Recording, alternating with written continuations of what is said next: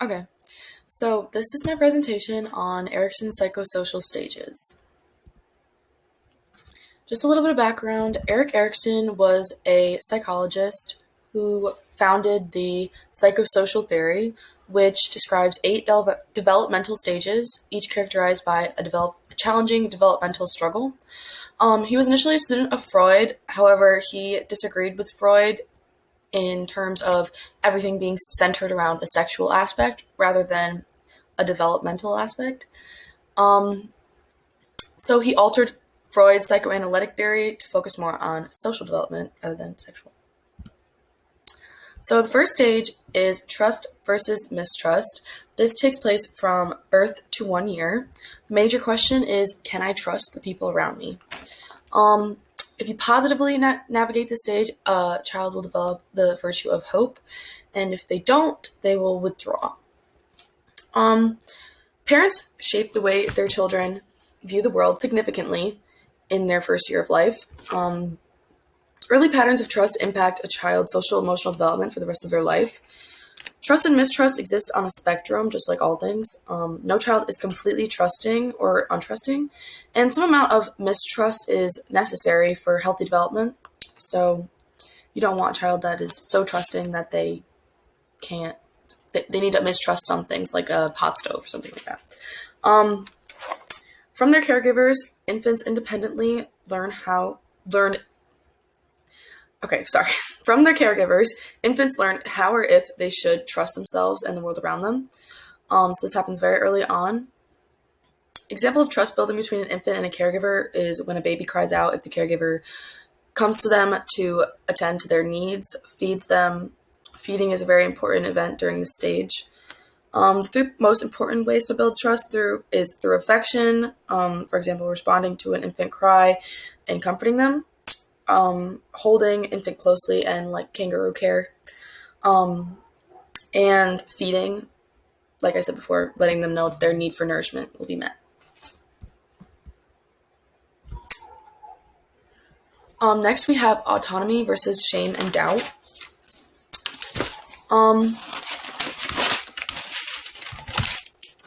for this stage, is all about a child's development of willpower and determination. It occurs from 1 to 3 years old. The major question is, can I do things myself, or am I entirely reliant on the help of others? So parents can really help this stage by, even when it's really hard, not stepping in and doing everything for the child. The child has to be able to do things on their own, to trust that they can do those things on their own. So it takes a lot of patience for a parent. It is also important for the caregiver to maintain that safe and secure environment that they created in the first stage, while still promoting self-sufficiency. So it's not like you're casting your child out into the world with nothing, no like support, but you don't want to be too much. You don't want to be a helicopter parent, I guess. So another example of autonomy building activities for children include picking out their own clothes or toys or even their lunch for school, even if it's not something that makes sense to you. If it makes sense to them, that's the most important thing. Our two potential outcomes: willful children learn from their mistakes, have a sense of their own identity, exercise critical thinking skills, and make decisions independently, and they can process and regulate their emotions on their own without necessarily needing their parent for a tiny paper cut or something like that. They can regulate that. Compulsive children, on the other hand, children who develop shame and doubt versus autonomy, are perfectionists. They are afraid to make a mistake and they doubt themselves. So they basically just don't feel that sense of independence in the world that an willful child does. Third stage is initiative versus guilt. This happens from 3 to 6 years old. Major question: am I basically good or bad? So important to this stage. Initiative is a positive response to the world's challenges. So basically, if something happens that isn't what you wanted it to happen, you're not completely crushed by that. During this time, capacity for moral judgment appears. So children begin to see right from wrong in their own world rather than their parents pointing that out for them. And they can see this in themselves as well. These are like the preschool years. Caregivers can build initiative in children by encouraging exploration and their child taking some control over their plans rather than the parent doing everything for them. So kind of similar to the last stage. Let your child make mistakes. Don't swoop in every time something goes wrong for them, because they need to understand that it's okay for things to go wrong. They don't have to feel bad about that. Again, don't take over. Be patient with their child. Again, this is a spectrum. So too much initiative isn't necessarily a good thing either. Leads to a maladaptive tendency. Too much initiative, not enough guilt, leads to a maladaptive tendency that Erikson referred to as ruthlessness. So basically someone who doesn't really feel bad if they hurt others as long as they're getting to where they want to be. Purposeful children take on new responsibilities, eager to learn new skills and make mistakes and try again. Inhibited children are afraid of failing. They don't try new things and feel embarrassed very frequently. So basically, nothing ventured, nothing lost.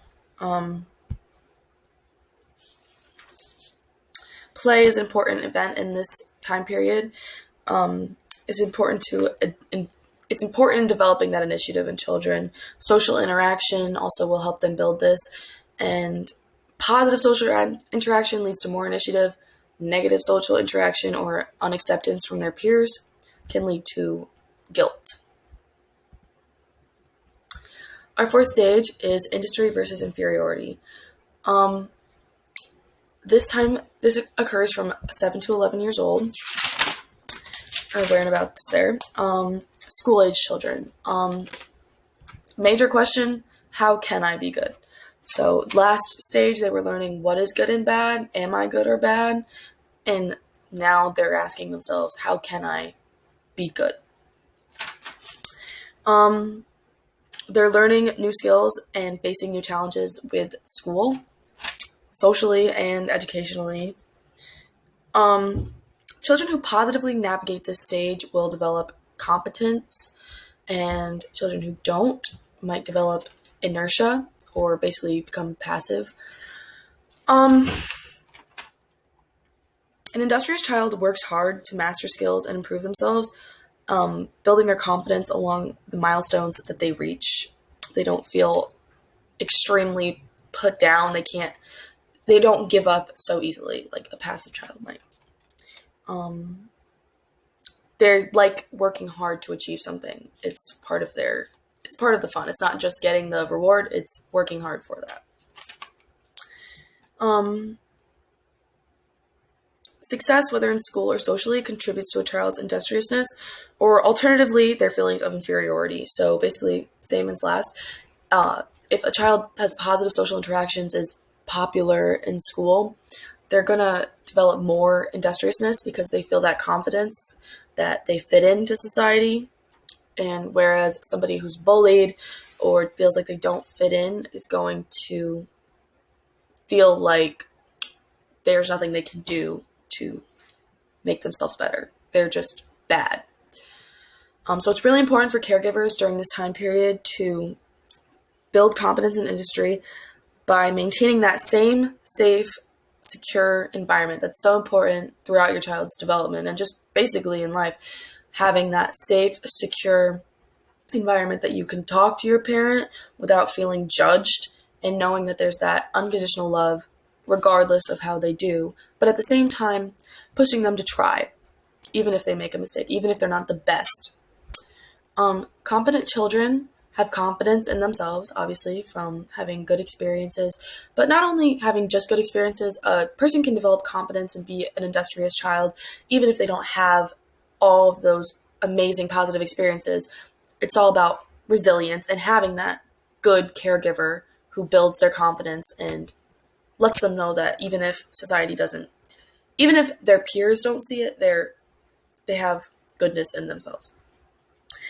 They're hardworking and they put themselves out there without so much fear. A passive child feels inferior to their peers, probably because they've had bad experiences. They don't try because they feel there's no point. And if at first you don't succeed, don't ever try again, is basically the motto. Same thing, nothing ventured, nothing lost.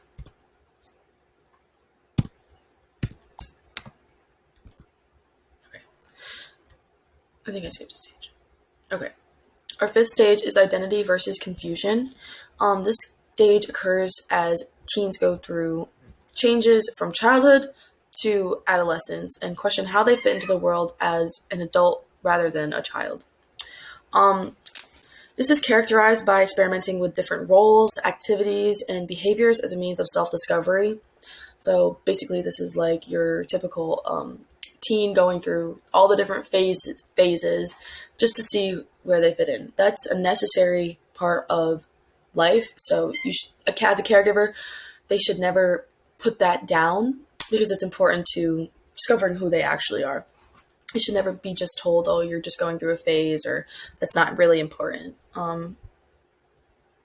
Erikson talks about the discovery of the ego identity during this time frame, and this was basically a conscious sense of self we developed through social interaction and ever-changing and shifting, and it's ever-changing and shifting depending upon our experiences, and it changes all throughout life. It's not just during this time period. Our ego identity is formed from the time we're born, or from during this time period to late adulthood.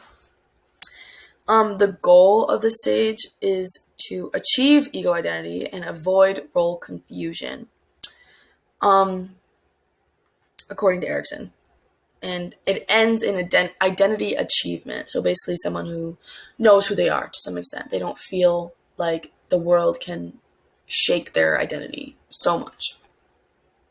Having a good adult role model is really important, and open lines of communication so that they can talk about this period of their life, because this is a very arduous and, sorry, the word escapes me, but puberty during this time period is very hard. Your body's going through changes, so having somebody to go to talk to is of the utmost importance to navigate this stage positively. Our potential outcomes, fidelity, somebody who's committed to themselves. You have to be committed to yourself for thinking to somebody else. They have self-confidence. They're independent, relate to others well, and form genuine relationships with other people. On the other hand, somebody who experiences repudiation. They're unsure of who they are and how they fit into the world. They drift from one thing to the next with no real sense of commitment, and they feel disappointed and confused about their place in life. Having this sense of confidence in who you are as a person plays a really important role in the next stage, intimacy versus isolation. This is basically young adulthood from 19 to 29 years old, college age through 30s.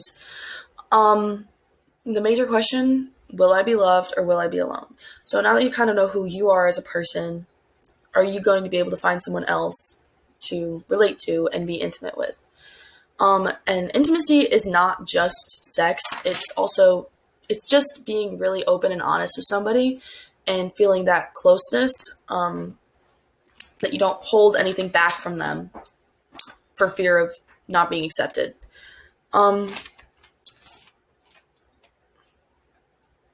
Major conflict is being able to form intimate, loving relationships with other people. Not necessarily a romantic partner. However, that is typically where this goes in most cases. But the ability to be intimate with others is built on having a strong sense of self. So if you know who you are, you don't fear being lost in someone else. You just go through life like together rather than somebody else becoming your whole world. You're able to maintain yourself and be there for them as they are for you. That's the positive navigation of this stage. So a loving person is able to form deep, meaningful, enduring connections. Keyword being enduring. They have close romantic relationships usually, and positive friend and family relationships usually. That's not a hard and fast rule, but it's somebody who can be intimate typically finds many intimate relationships. Because as human beings, that's what we seek. A distant or promiscuous person, as Erikson puts it, has poor romantic relationships. They go from one person to the next. They don't ever really reach that deep level of connection just because they feel like afraid to be honest. They have a weak social support network because they're not that close with anyone, so they can't really tell anyone about their problems. They have a fear of commitment, obviously. They're unable to open up or be honest, obviously. They have fear of intimacy and resentment towards others. That's obviously going to build whenever you feel like you can't do something that others are doing and you want that. Instead of turning inwards and asking, why am I not able to form these connections, you might start blaming other people and thinking, well, they're just not good enough, or I just can't find love, so what's the point? So, yeah. Some things that can lead to a more distant person are divorce or death of a partner. They maybe weren't afraid before, but something happened and or a relationship went bad, and they're going to be more afraid to find that again. Also, childhood trauma is really linked to anything in all of these stages, but being able to form positive, non-toxic relationships is something that childhood trauma is going to hinder very much so, because your fight or flight response, just your relationship to others is going to be hindered by what your relationship with your parents was. Maybe you were abused. Those relationships are going to affect all your other relationships. And until you can recognize that, maybe work with a therapist through it, it's going to still remain a challenge. Okay, so these were the 6 stages that I did, and here are my references. Thank you.